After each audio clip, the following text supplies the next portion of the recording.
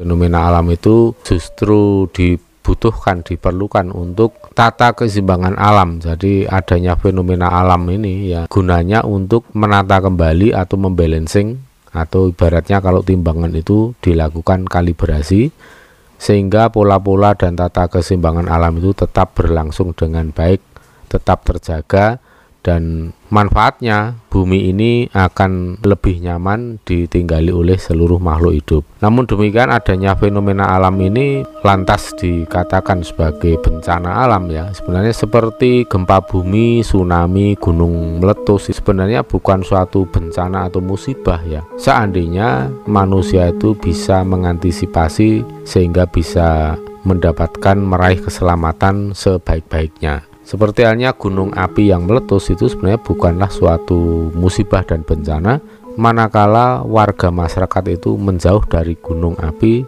pada saat gunung api itu meletus, atau setidaknya bisa melakukan langkah-langkah antisipatif yang diistilahkan sebagai mitigasi bencana ya. Sehingga apabila manusia itu bisa melakukan mitigasi bencana terlebih dahulu sebelum terjadi suatu bencana alam, tentu saja yang namanya fenomena alam itu tidak akan menjadi bencana dan musibah. Tapi sesungguhnya fenomena alam itu merupakan bentuk anugerah alam. Saya katakan sebagai anugerah alam, seperti gunung meletus itu kan memberikan pupuk yang sangat bagus atau pupuk yang terbaik untuk kesuburan tanah dengan menaburkan material vulkanik itu ke permukaan tanah, itu akan baik sekali untuk menjaga kesuburan tanah.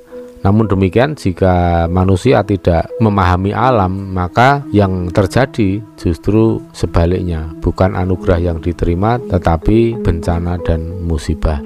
Dan saya kira alam juga cukup fair ya, karena sebelum terjadi suatu fenomena alam, terlebih dahulu alam ini selalu memberikan informasi yang sebaik-baiknya, yang selengkap-lengkapnya dan segamblang-gamblangnya kepada seluruh makhluk hidup, termasuk bangsa binatang, tumbuhan ya, makhluk halus.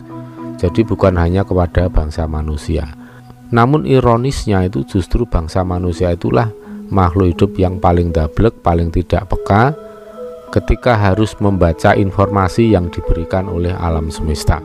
Lain halnya dengan bangsa binatang yang biasanya sangat peka ya, ketika melihat suatu fenomena alam akan terjadi yang sekiranya akan membawa dampak atau risiko celaka dan menjadi musibah, maka bangsa binatang itu terlebih dahulu akan menjauh dari terjadinya fenomena alam, sehingga pada saat terjadi gunung meletus itu tidak ada binatang liar yang menjadi korban.